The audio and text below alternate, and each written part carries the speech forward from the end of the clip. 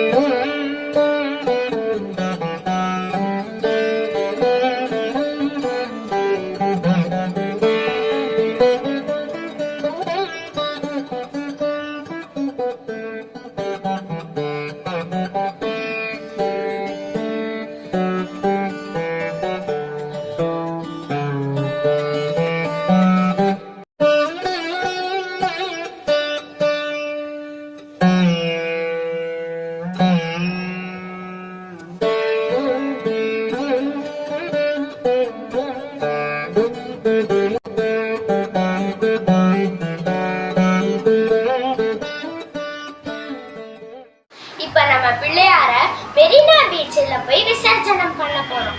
நம்ம கூட பிள்ளையார் 3 நாள் இருந்தது ரொம்ப சந்தோஷமா இருந்தது. இப்ப விசர்ஜனத்துக்கு கூட்டிட்டு போலாம் வாங்க. இப்போ நாம நம்மளோட ஹேரம்ப கணபதியை கரைக்க போறோம். ராம் ராம் ஹேரம்ப கணபதி. இது என்னடா என் தங்கச்சியும் ஒரே நேரத்தில் கரைக்கிறாளேன்னு பார்க்குறீங்களா? இந்த விநாயகர் யாருன்னா எங்களுக்கு தெரிஞ்சவங்களோட விநாயகர். இந்த விநாயகரை கரைக்கிறதுக்குள்ள பெரும்பாடாயிடுச்சுங்க. நம்மளை விட்டு அவருக்கு போகவே மனசில்லை போல. நாங்கள் அவரை ஒரு தடவை விட்டுட்டோம். ஆனாலும் அவர் போமாட்டேன்னு மண்லேயே இருந்தார். கடைசியாக கொஞ்ச நேரம் கழிச்சு தாங்க போனார். இப்போ பாருங்க.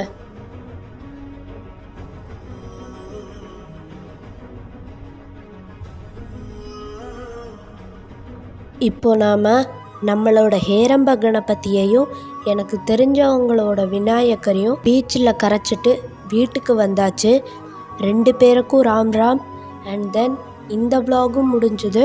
நெக்ஸ்ட் ஒரு சூப்பரான vlogல நான் உங்களை மீட் பண்ணுறேன். ராம் ராம்.